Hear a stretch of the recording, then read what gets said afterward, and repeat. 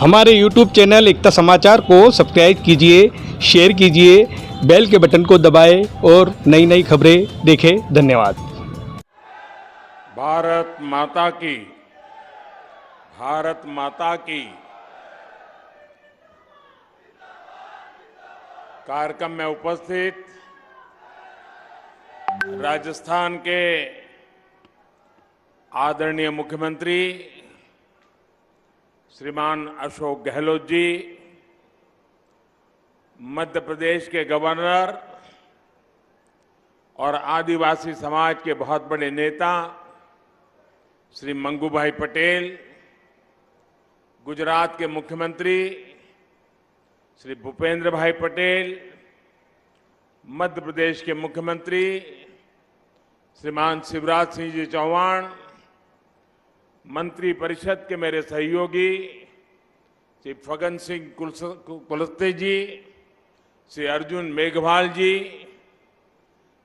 विभिन्न संगठनों के प्रमुख व्यक्तित्व, सांसदगण, विधायकगण और मेरे पुराने मित्र, आदिवासी समाज की सेवा में जिन्होंने अपना जीवन समर्पित किया है, ऐसे भाई महेश जी और विशाल संख्या में पधारे आए, दूर सुदूर से मानगढ़ धाम आए हुए मेरे प्यारे आदिवासी भाई और बहनों,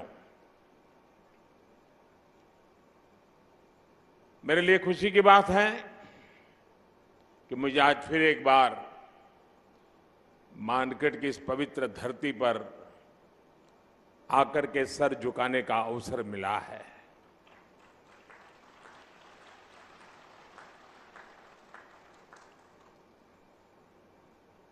मुख्यमंत्री के नाते अशोक जी और हम साथ साथ काम करते रहे और अशोक जी हमारी जो मुख्यमंत्रियों की जमात थी उसमें सबसे सीनियर थे, सबसे सीनियर मुख्यमंत्रियों में है। और अभी भी हम जो मंच पे बैठे हैं उसमें भी अशोक जी सीनियर मुख्यमंत्रियों में से एक है। तो उनका यहां आना, इस कार्यक्रम में उपस्थित रहना, साथियों, आजादी के अमृत महोत्सव में हम सभी का मानगढ़ धाम आना, ये हम सबके लिए प्रेरक है, हमारे लिए सुखद है। मानगढ़ धाम जनजातीय वीर वीरांगनाओं के तप, त्याग, तपस्या और देशभक्ति का प्रतिबिंब है। ये राजस्थान, गुजरात, मध्य प्रदेश और महाराष्ट्र के लोगों की साझी विरासत है। परसों यानी 30 अक्टूबर को गोविंद गुरु जी की पुण्यतिथि थी। मैं सभी देशवासियों की तरफ से गोविंद गुरु जी को पुनः श्रद्धांजलि अर्पित करता हूं। मैं गोविंद गुरु जी की तप तपस्या, उनके विचारों और आदर्शों को प्रणाम करता हूं। भाई और बहनों, गुजरात का मुख्यमंत्री रहते हुए मानगढ़ का जो क्षेत्र गुजरात में पड़ता है, मुझे उसकी सेवा का सौभाग्य मिला था। उसी क्षेत्र में गोविंद गुरु ने अपने जीवन के अंतिम वर्ष भी बिताए थे। उनकी ऊर्जा, उनकी शिक्षाएं आज भी इस मिट्टी में महसूस की जा रही हैं। मैं विशेष रूप से हमारे कटाराय कनकमल जी का और यहां के समाज का भी आज सर झुका करके नमन करना चाहता हूं। जब मैं पहले आता था, एक पूरा वीरान क्षेत्र था और मैंने आग्रह किया था वन महोत्सव के द्वारा। आज मुझे इतना संतोष हुआ, चारों तरफ मुझे हरियाली नजर आ रही है। आपने पूरे श्रद्धाभाव से वन विकास के लिए जो काम किया है, इस क्षेत्र को जिस प्रकार से हरा भरा बना दिया है, मैं इसके लिए यहां के सभी साथियों का हृदय से आज मैं अभिनंदन करता हूं। साथियों, उस क्षेत्र में जब विकास हुआ, जब सड़कें बनी, तो वहां के लोगों का जीवन तो बेहतर हुआ ही, गोविंद गुरु की शिक्षाओं का भी विस्तार हुआ। साथियों, गोविंद गुरु जैसे महान स्वतंत्रता सेनानी भारत की परंपराओं के, भारत के आदर्शों के प्रतिनिधि थे। वो किसी रियासत के राजा नहीं थे, लेकिन फिर भी वो लाखों लाखों आदिवासियों के नायक थे। अपने जीवन में उन्होंने अपना परिवार खो दिया, लेकिन हौसला कभी नहीं खोया। उन्होंने हर आदिवासी को, हर कमजोर, गरीब और भारतवासी को अपना परिवार बनाया। गोविंद गुरु ने अगर आदिवासी समाज के शोषण के खिलाफ अंग्रेजी हुकूमत से संघर्ष का बिगुल फूंका, तो साथ ही अपने समाज की बुराइयों के खिलाफ भी उन्होंने लड़ाई लड़ी थी। वो एक समाज सुधारक भी थे, वो एक आध्यात्मिक गुरु भी थे, वो एक संत भी थे, वो एक लोक नेता भी थे। उनके जीवन में हमें साहस, शौर्य के जितने महान दर्शन होते हैं, उतना ही ऊंचा उनका दार्शनिक और बौद्धिक चिंतन भी था। गोविंद गुरु का वो चिंतन, वो बोध आज भी उनकी धुनी के रूप में मानगढ़ धाम में अखंड रूप से प्रदीप्त हो रहा है। और उनकी संप सभा, देखिए शब्द भी कितना मार्मिक है।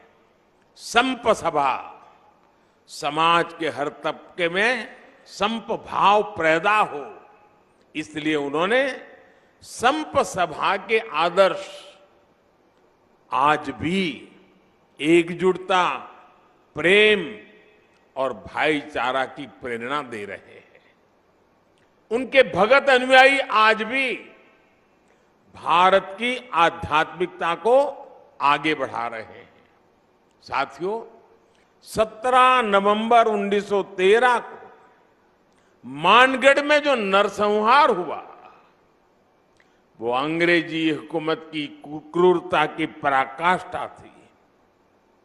एक और आजादी में निष्ठा रखने वाले भोले भाले आदिवासी भाई बहन, तो दूसरी ओर दुनिया को गुलाम बनाने की सोच मानगढ़ की इस पहाड़ी पर अंग्रेजी हुकूमत ने 1,500 से ज्यादा युवाओं, बुजुर्गों, महिलाओं को घेर करके उन्हें मौत के घाट उतार दिया।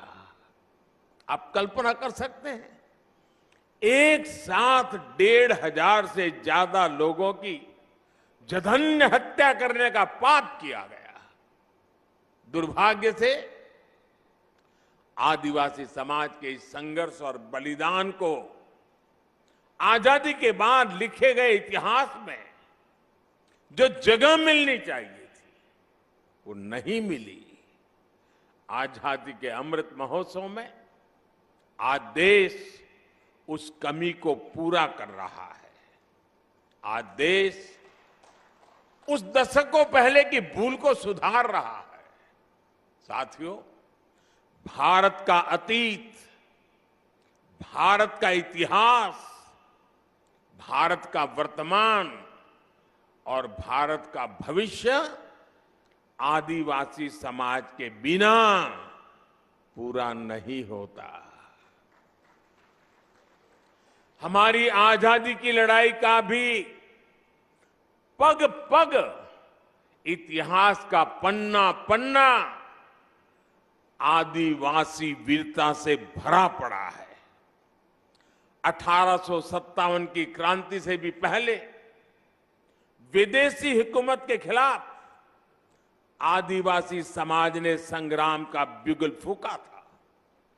1780, आप सोचिए 1857 से भी पहले 1780 में संथाल में तिलका मांझी के नेतृत्व में दामिन सत्याग्रह लड़ा गया था, दामिन संग्राम लड़ा गया था। 1830-32 में बुधु भगत के नेतृत्व में देश लरका आंदोलन का गवाह बना। 1855 में आजादी की यही ज्वाला सिद्धू कान्हा क्रांति के रूप में जल उठी। इसी तरह भगवान बिरसा मुंडा ने लाखों आदिवासियों में क्रांति की ज्वाला प्रज्वलित की। वो बहुत कम आयु में चले गए, लेकिन उनकी ऊर्जा, उनकी देशभक्ति और उनका हौसला ताना भगत आंदोलन जैसी क्रांतियों का आधार बना। साथियों, गुलामी के शुरुआती सदियों से लेकर 20वीं सदी तक आप ऐसा कोई भी कालखंड नहीं देखेंगे जब आदिवासी समाज ने स्वाधीनता संग्राम की मशाल को थामे न रखा हो। आंध्र प्रदेश में अल्लूरी सीताराम राजू गारू के नेतृत्व में आदिवासी समाज ने रंपा क्रांति को एक नई धार दे दी थी। और राजस्थान की ये धरती तो उससे भी बहुत पहले ही आदिवासी समाज की देशभक्ति की गवाह रही है। इसी धरती पर हमारे आदिवासी भाई बहन महाराणा प्रताप के साथ उनकी ताकत बनकर के खड़े हुए थे। साथियों, हम आदिवासी समाज के बलिदानों के ऋणी हैं, हम उनके योगदान के ऋणी हैं। इस समाज के, इसने प्रकृति से लेकर पर्यावरण तक, संस्कृति से लेकर परंपराओं तक भारत के चरित्र को सहेजा और संजोया है। आज समय है कि देश इस ऋण के लिए, इस योगदान के लिए आदिवासी समाज की सेवा कर उनका धन्यवाद करे। बीते 8 वर्षों से यही भावना हमारे प्रयासों को ऊर्जा देती रही है। आज से कुछ दिन बाद ही 15 नवंबर को भगवान बिरसा मुंडा की जयंती पर देश जनजातीय गौरव दिवस मनाएगा। आदिवासी समाज के अतीत और इतिहास को जन जन तक पहुंचाने के लिए आज देश भर में आदिवासी स्वतंत्रता सेनानियों को समर्पित विशेष म्यूजियम बनाए जा रहे हैं।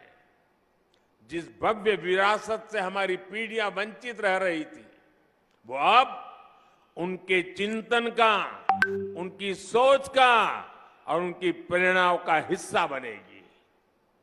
भाइयों बहनों, देश में आदिवासी समाज का विस्तार और उसकी भूमिका इतनी बड़ी है कि हमें उसके लिए समर्पित भाव से काम करने की जरूरत है। राजस्थान और गुजरात से लेकर पूर्वोत्तर और ओडिशा तक विविधता से भरे आदिवासी समाज की सेवा के लिए आज देश स्पष्ट नीतियों के साथ काम कर रहा है। वनबंधु कल्याण योजना के जरिए आज जनजातीय आबादी को पानी, बिजली, शिक्षा, स्वास्थ्य और रोजगार के अवसरों से जोड़ा जा रहा है। आज देश में वन क्षेत्र भी बढ़ रहे हैं, वन संपदा भी सुरक्षित की जा रही है और साथ ही आदिवासी क्षेत्र डिजिटल इंडिया से भी जुड़ रहे हैं।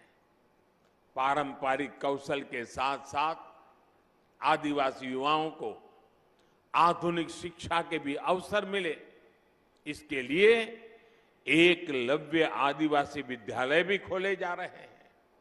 यहां इस कार्यक्रम के बाद मैं जामुगोड़ा जा रहा हूं, जहां गोविंद गुरु जी के नाम पर बनी यूनिवर्सिटी के भव्य प्रशासनिक कैंपस का लोकार्पण करूंगा।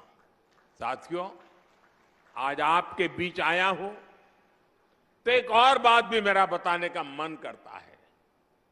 आपने देखा होगा, कल शाम ही मुझे अहमदाबाद से उदयपुर ब्रॉडगेज लाइन पर चलने वाली ट्रेन को हरी झंडी दिखाने का अवसर मिला है। 300 किलोमीटर लंबी इस रेल लाइन का ब्रॉडगेज में बदलना राजस्थान के हमारे भाई और बहनों के लिए भी बहुत महत्वपूर्ण है। इस परिवर्तन से राजस्थान के अनेक आदिवासी क्षेत्र गुजरात के आदिवासी क्षेत्रों से जुड़ जाएंगे। इस नई रेल लाइन से राजस्थान के टूरिज्म को भी बड़ा लाभ होगा, यहां के औद्योगिक विकास में भी मदद मिलेगी। इससे युवाओं को रोजगार की भी नई संभावनाएं बढ़ेगी। साथियों, अभी यहां मानगढ़ धाम के संपूर्ण विकास की चर्चा भी हुई है। इन चारों राज्यों ने और भारत सरकार ने मिलकर के इसको और नई ऊंचाइयों पर ले जाना है। उस दिशा में भारत सरकार पूरी तरह कमिटेड है। मैं फिर एक बार आप सबको बहुत बहुत शुभकामनाएं देता हूं। गोविंद गुरु के श्री चरणों में प्रणाम करता हूं। उनकी धुनी से मिली हुई प्रेरणा से आदिवासी समाज के कल्याण का संकल्प लेकर के हम सभी निकले, यही मेरी आप सबसे प्रार्थना है। बहुत बहुत धन्यवाद।